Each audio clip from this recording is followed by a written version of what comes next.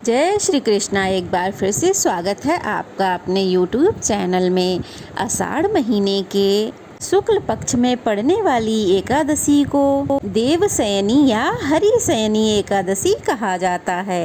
यह एकादशी भगवान श्री विष्णु को समर्पित होती है और इसके बाद से ही भगवान श्री हरि विष्णु 4 महीने के लिए क्षीर सागर में शयन करने के लिए चले जाते हैं।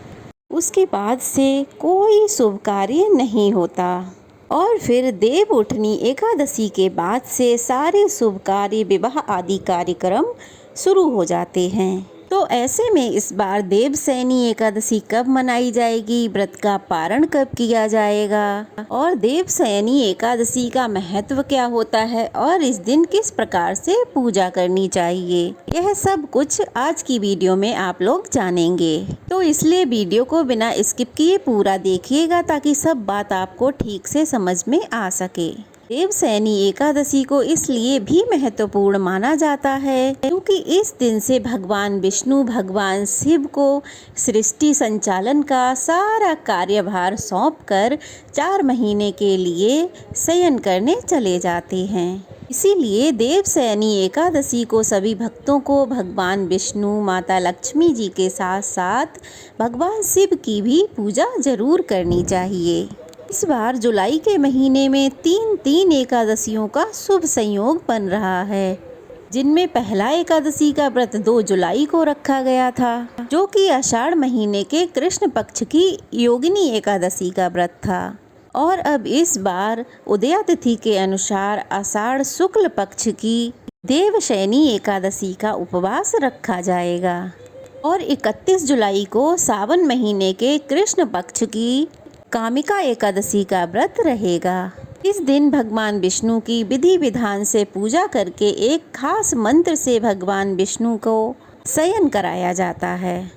मंत्र है सुप्ते तै जगन्नाथ जगत सुप्तम भवेतितम विबुद्धे तै बुद्धम जगत सर्वम चराचरम।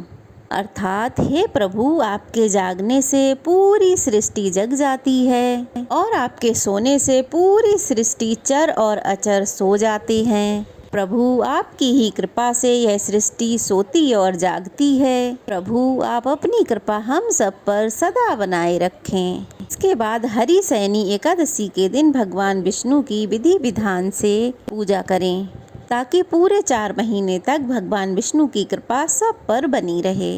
इसके लिए देवशयनी एकादशी के दिन एक चौकी पर लाल या पीले रंग का वस्त्र बिछाकर भगवान विष्णु की मूर्ति या चित्र रखकर दीप जलाएं। उन्हें पीले वस्त्र जरूर अर्पित करें। पीली वस्तुओं का भोग लगाएं। भगवान विष्णु के मंत्रों का जाप करें। अगर कोई विशेष मंत्र नहीं आता है तो केवल हरि नाम का जाप निरंतर कर सकते हैं। यदि मंत्र जाप कर रहे हैं तो तुलसी या चंदन की माला से जाप करें तो अत्यंत शुभ रहेगा। उसके बाद कपूर जलाकर आरती करें और फिर भगवान विष्णु को शयन कराएं।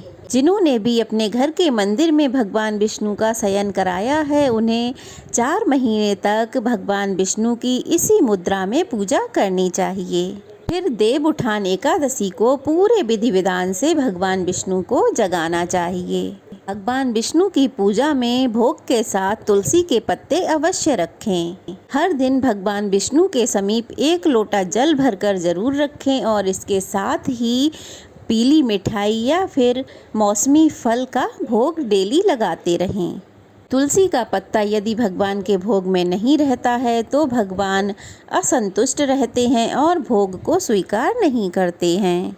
यदि उस दिन आपके पास कोई भी फल, मिठाई, कोई भी भोग नहीं है तो आप केवल तुलसी का पत्र भोग में भगवान के सामने रख दें। भगवान बड़ी प्रसन्नता से उसे स्वीकार करेंगे और अपने भक्तों की सभी मनोकामनाएं पूर्ण करेंगे। इस बार एकादशी तिथि प्रारंभ होगी 16 जुलाई मंगलवार रात 8:35 से और एकादशी तिथि समाप्त होगी 17 जुलाई बुधवार रात 9:03 पे। इसलिए उदया तिथि के अनुसार 17 जुलाई को बुधवार के दिन देवशयनी एकादशी का व्रत रखा जाएगा। सभी गृहस्थ जन या वैष्णव जन सभी इसी एक दिन यह उपवास रखेंगे। दशमी तिथि के नियमों का पालन 16 जुलाई को करते हुए तुलसी के पत्ते भी दशमी तिथि को ही तोड़कर रख लेने चाहिए। 17 जुलाई बुधवार को सूर्योदय होगा सुबह 5:55 पर और सूर्यास्त होगा शाम 7:10 पर। ब्रह्म मुहूर्त रहेगा सुबह 4:18 से 5:06 तक। इस दिन कुछ शुभ योग भी बन रहे हैं। अमृत काल दोपहर 4:23 से 6:03 तक रहेगा। शुभ योग सुबह 7:04 तक रहेगा। उसके बाद में शुक्ल योग प्रारंभ हो जाएगा। राहु काल दोपहर 12 बजे से 1:30 बजे तक रहेगा। देवशयनी एकादशी के दिन 4 शुभ योग बन रहे हैं। देवशयनी एकादशी के दिन सर्वार्थ सिद्धि योग, अमृत सिद्धि योग, शुभ योग और शुक्ल योग बन रहे हैं। यह सभी योग पूजा पाठ करने के लिए या अन्य कोई शुभ कार्य करने के लिए बहुत ही शुभ माने जाते हैं।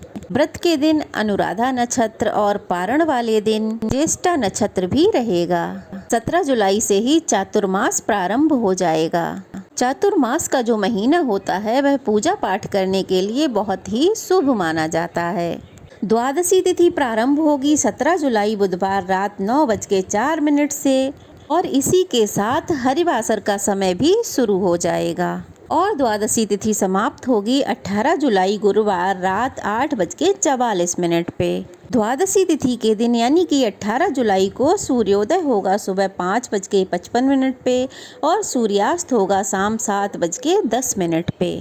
ब्रह्म मुहूर्त रहेगा सुबह 4:19 से 5:07 तक। राहु काल दोपहर 1:30 बजे से 3 बजे तक रहेगा।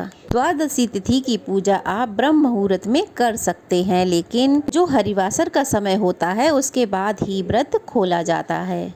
18 जुलाई गुरुवार को सुबह 3 बजे तक हरिवासर का समय समाप्त हो जाएगा, क्योंकि मान्यताओं के अनुसार हरिवासर के समय एकादशी का व्रत नहीं खोला जाता है। हमेशा सूर्योदय के बाद ही एकादशी का व्रत खोलना चाहिए।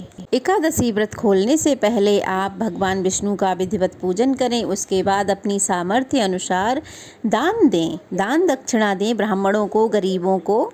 जितना संभव हो उतना आप दान कर सकते हैं। गुरुवार के दिन सुबह 5:55 से 8:50 के बीच में आप अपना व्रत खोल लें, व्रत का पारण कर लें। उपवास हमेशा तुलसी पत्र और जल से खोलना चाहिए।